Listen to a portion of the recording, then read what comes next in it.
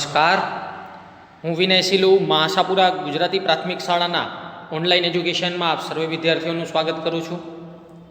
ધોરણ 7 વિષય સામાજિક વિજ્ઞાન, પાઠ 5, વિષયાંક છે વનવાસી, વિચરતી જાતિ અને સ્થાનિક સમુદાયો. વિદ્યાર્થી મિત્રો, ગત વિડીયોમાં જનજાતિઓ અને વિચરતી જાતિઓ વિશે આપણે અભ્યાસ કર્યો કે એમની સંસ્કૃતિ, ખોરાક, શિકારી, સંગ્રહખોર કે પશુપાલક તરીકે એમણે જે જીવન વિતાવ્યું છે. આજે પણ ઘણા બધા જંગલોના રહેવાસીઓ છે, ઘણા કબીલાઓ છે. પછી વનવાસી વિચરતી જાતિના લોકો વિશે આપણે જાણ્યું કે એ લોકો પરંપરાનું રક્ષણ કઈ રીતે કરે છે, વિલુપ્ત થતી જાતિઓ. ત્યારબાદ ભારતની મુખ્ય જનજાતિઓ વિશે આપણે માહિતી મેળવી, અલગ અલગ કબીલાઓ વિશે. હવે આવે છે વણજારા ભારત અને ગુજરાતના સંદર્ભમાં. આ બધી વિચરતી વિમુખ જાતિઓ વણજારાની સૌથી અગત્યના હતા. તેમનો સમૂહ ટાંડા કહેવાતો, અંડરલાઈન કરજો, તેમનો સમૂહ ટાંડા કહેવાતો. અલાઉદ્દીન ખલજી દિલ્હીના બજારો સુધી અનાજ અને ચીજ વસ્તુઓ લઈ જવા માટે તેમનો ઉપયોગ કરતો હતો. બાદશાહ જહાંગીરે પણ વણજારા દ્વારા બળદો પર અનાજ લાદીને શહેરોમાં વેચવાના તેમના કાર્યનો ઉલ્લેખ કર્યો છે. ખાસ બાબત તો એ છે કે યુદ્ધ દરમિયાન વણજારાઓ બળદોની પોઠ દ્વારા મુઘલ સેના માટે અનાજ અને ચીજવસ્તુઓ લાવતા હતા. એક રીતે જોઈએ તો વણજારા ભારત અને વિશ્વ વચ્ચેની કડી હતા. મધ્ય એશિયાથી અનેક ચીજવસ્તુઓ તેમના દ્વારા ભારતમાં આવતી અને ભારતથી બહાર જતી.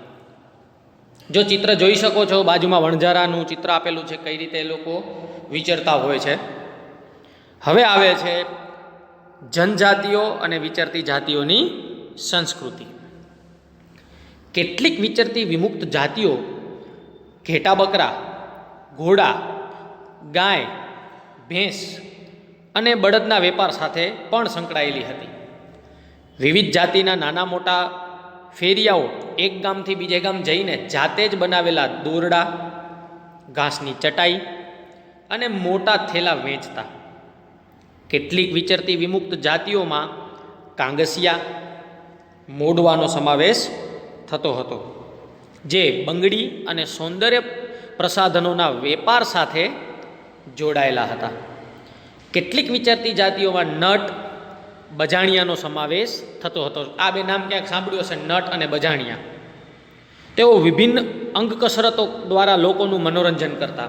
ઘણીવાર આપણે મેળાઓમાં કે ક્યાંક બાગ બગીચાની આજુબાજુ બે પિરામિડ ટાઈપના લાકડા બાંધેલા હોય, વચ્ચે દોરી બાંધેલી હોય અને એની ઉપર નાની છોકરી ચાલતી હોય, કોઈ કરામત કરતું હોય, કસરત કરતું હોય, અંગને આખા વાળી દેતું હોય. તો આ બધા નટ અને બજાણિયા છે, જે લોકોનું મનોરંજન કરતા હોય છે. ગુજરાતમાં વણજારા, માલધારી, નટ, બજાણિયા, કાગસિયા જેવી વિચરતી વિમુક્તિ જાતિઓ જોવા મળે છે. કઈ કઈ જોવા મળે છે ગુજરાતમાં? તો ફરી એકવાર રિપીટ કરું છું. વણજારા, માલધારી, નટ, બજાણિયા, કાગસિયા જેવી વિચરતી વિમુક્તિ જાતિઓ જોવા મળે છે. હવે આગળ અભ્યાસ કરીએ. હવે આવે છે જનજાતિઓમાં આવેલ સાંસ્કૃતિક પરિવર્તન. અર્થવ્યવસ્થા અને સમાજની જરૂરિયાતો વધતા નવા કલા કૌશલ્ય ધરાવતા લોકોની આવશ્યકતાઓ ઊભી થઈ. સમાજ જુદી જુદી જાતિઓમાં વિભાજિત થયો. બીજી બાજુ ઘણી જનજાતિઓ અને સામાજિક જૂથોને જ્ઞાતિ આધારિત સમાજમાં સમાવી તેમને જાતિનો દરજ્જો આપવામાં આવ્યો.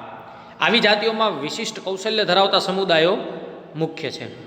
હવે વર્ણને બદલે જાતિના સમાજના સંગઠનોનો આધાર બની ગઈ. જો કેટલીક છે ને એ જે વિચરતી જાતિઓ હતી, નટ, બજાણિયા કે આપણે બંજારા કહીએ છીએ કે વણજારા કહીએ, એને સમાજમાં એક જ્ઞાતિનો દરજ્જો આપવામાં આવ્યો. એક જૂથ નહીં પણ એક જ્ઞાતિ, જેને સમાજની અંદર જાતિનો દરજ્જો આપવામાં આવ્યો. અને આવી જાતિઓમાં વિશિષ્ટ કૌશલ્યો હતા જે ધરાવતા સમુદાયો તેમાં મુખ્ય હતા. વિશિષ્ટ કૌશલ્યો ધરાવતા સમુદાયો તેની અંદર મુખ્ય હતા જેને સમાજમાં સમાવેશ કરવામાં આવ્યો. તો આ વિડીયો અહીં પૂર્ણ કરીએ છીએ. હવે આગળના વિડીયોમાં વનવાસી અને વિચરતી જાતિની ઉપલબ્ધિઓ એટલે ગોંડ અને અહોમ વિશે આજે આપણે અભ્યાસ કરીશું. તો આજે આપણે 3 વસ્તુ જોઈ. એક તો વિચરતી અને વિમુક્તિ જાતિ, એમાં વણઝારા જે ભારત અને ગુજરાતના સંદર્ભમાં છે. બીજું જોયું જનજાતિ અને વિચરતી જાતિની સંસ્કૃતિ, કે એ કયા કયા ભાગોમાં કયા જેમ કે વણઝારા, માલધારી, નટ, બજાણિયા કઈ રીતે અલગ પડે છે, કઈ રીતે એ લોકોનો ધંધો અલગ છે, અને અમુક જાતિઓને જે જ્ઞાતિમાં સમાવેશ કરવામાં આવી જેમ કે જનજાતિઓમાં આવેલા સાંસ્કૃતિક પરિવર્તન તે આપણે જોયું. આ વિડીયો અહીં પૂર્ણ કરીએ છીએ. અસ્તુ.